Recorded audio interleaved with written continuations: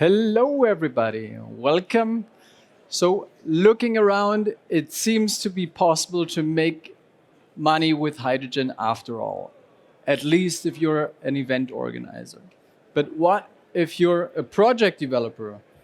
So, let's take a look at the promise behind hydrogen and also the risks in the hydrogen electrolysis projects. We are H-TEC. So H-TEC, in a nutshell, is a PEM electrolyzer manufacturer. So we have two locations. One is in the north of Germany, in Hamburg. One is in the south, in Augsburg. And we are currently building a new stack manufacturing center with a capacity in the beginning of 1 gigawatt, ramping up to 5 gigawatts in 2030. And what we have to offer is two different modules. So one is a containerized plug and play 1 megawatt electrolyzer, containerized, and a 10 megawatt electrolyzer, which is aimed at industrialization, so projects up to 100 megawatt and even more. So this is H-TEC in a nutshell, but what we want to talk about today, as I said, is really the promises and the risk in these projects. So looking at first, what is the promise? I mean, the promise is why we're all here, looking at projects that have been announced. So these are numbers that probably most of you have seen already in this or the other version. In the end, it's the quality behind it you have to look at. So there is announced projects of 85 gigawatts until 2030, which accounts to a little bit more than 800 projects in total. So you can see that there is really a project pipeline that is growing and maturing. And given that number, the 85 gigawatts, even the EU targets seem to be within reach. But the issue is that the reality behind it is that when you look at the numbers and when you look at realization, those numbers, they kind of fade away. So taking the example of 2025 here, you see that out of those 9 gigawatts of announced projects, only 1 gigawatt have reached the FID. And this is really putting some questions on the table. Why is that? And in total, what we see is that of those announced projects overall, you only have about 4% in the Europe of projects that have been passing FID. And also looking backwards, so looking back in history, looking at 2023, for example, out of the 2 gigawatts of projects that have been announced, only roughly 10% have been realized, which is a little bit more than, I think it's around 230 megawatt. But also if you look at the small disclaimer, there was a time cut here. But this is the reality until today. And the question is, why is that? What's the problem? What's happening with all of these other projects? I mean, in the end, you don't read about the projects that don't happen. So the question is why? Why? It's the business case behind it. So if you develop a project and if you want to do your calculation, what you have to think about is, of course, it's easy. It's probably with any project is your revenue needs to be higher than the cost. And you need to account for everything. This morning, one fine gentleman, he mentioned that the most important part is to be realistic.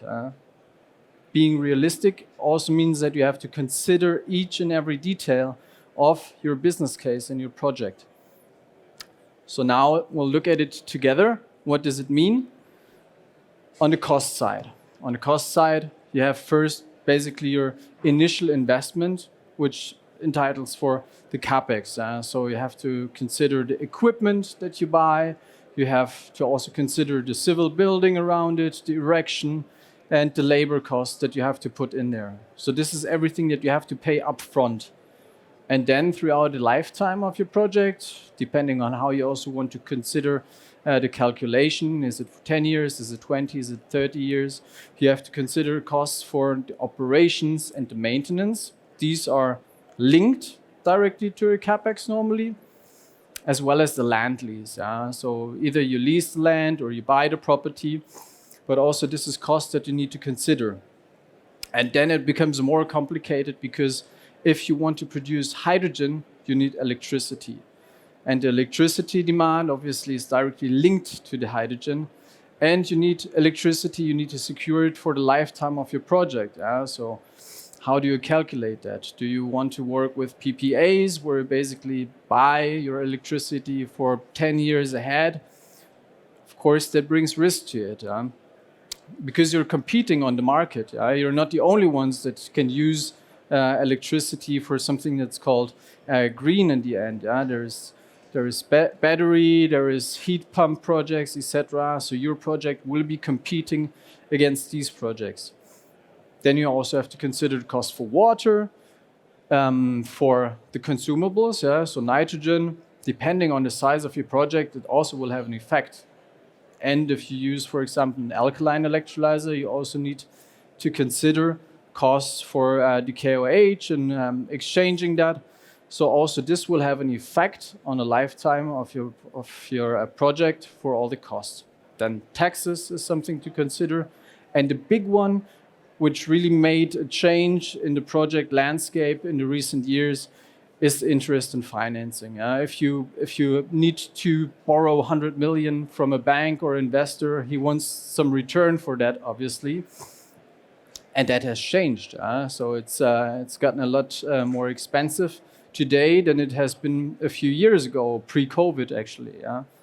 So that does make a big difference. And here, it also depends on who do you work with. Do you work with somebody that is, say, considered risky? Is your project being considered risky?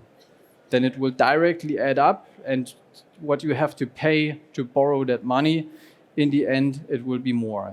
So this will also have a direct impact on the overall business case of your project. As said, electricity, water, consumables, these are variable costs that you have, and they're directly linked to how much hydrogen you intend to produce. The hydrogen or the revenue side depends on the hydrogen, and it depends on the price that you get. I mean, a lot of times we're talking about LCOH, but what we're neglecting there is that in the end it's the price that makes the difference. How much are people willing to pay for the hydrogen? It's not only on the cost side, but how much are really people willing to pay? And then you have different possibilities to also add additional revenue streams, depending on what sort of electrolyzer you use, how the setup of your project is. So you can also sell oxygen. You can also sell the heat, the excess heat from the electrolyzer. You can sell carbon credits. You can also offer grid services, especially if you have a PEM electrolyzer. That's a possibility that you can do. And there is also tax credits that you can take into account. So all of this, as you see, I mean, it's a lot of complexity in a project, and everything has to be considered very carefully. The one thing that is easy for you to assess is on the CapEx side, because it's the upfront part.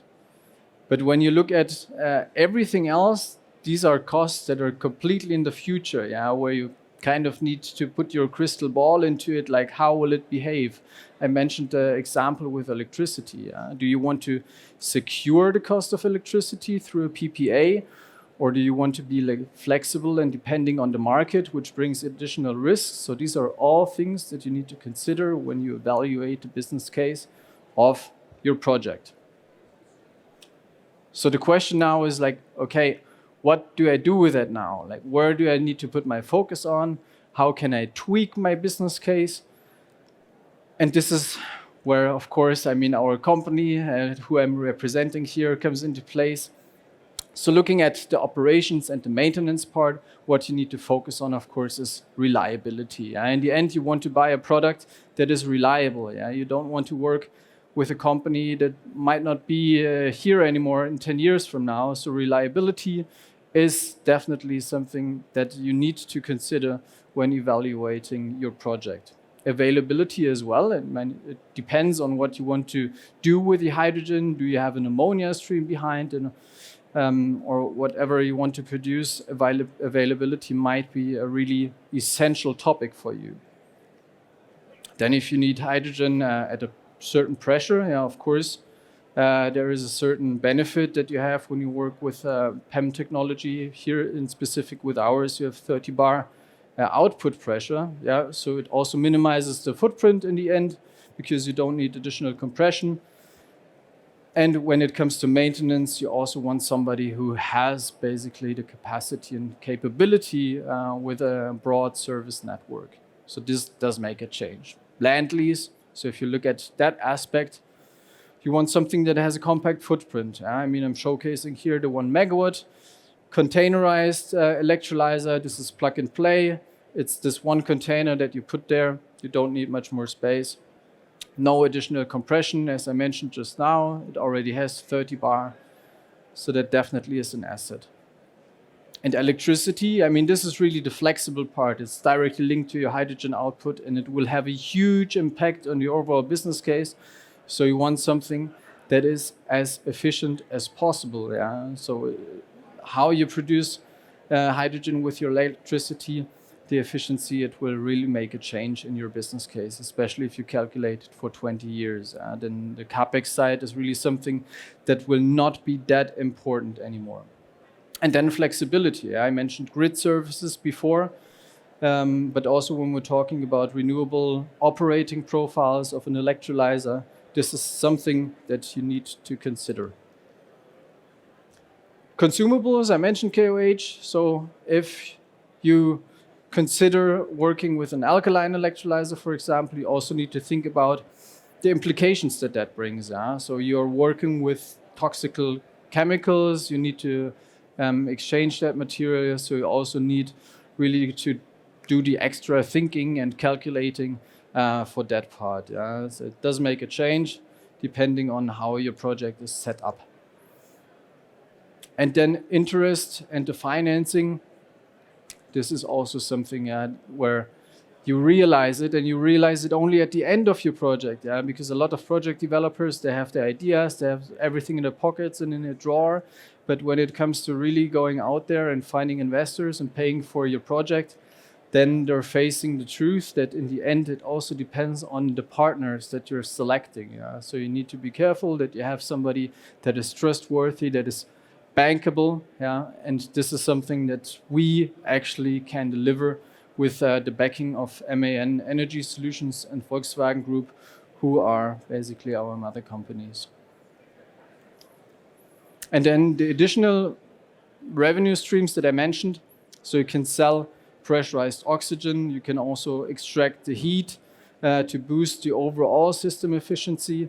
This is something to consider. Grid services, we talked about it already, with a broad operating range that you have with PEM technology that can make a difference in your project, and also the flexibility. So to summarize, what makes a project fly? Summary is we do, and we'd really be interested to talk to you. We have our booth right over there. I think I put it there somewhere. Yeah, booth B34. It was a pleasure hearing me. And I wish you a great day, have a great lunch, and talk to you later at booth B34. Thank you.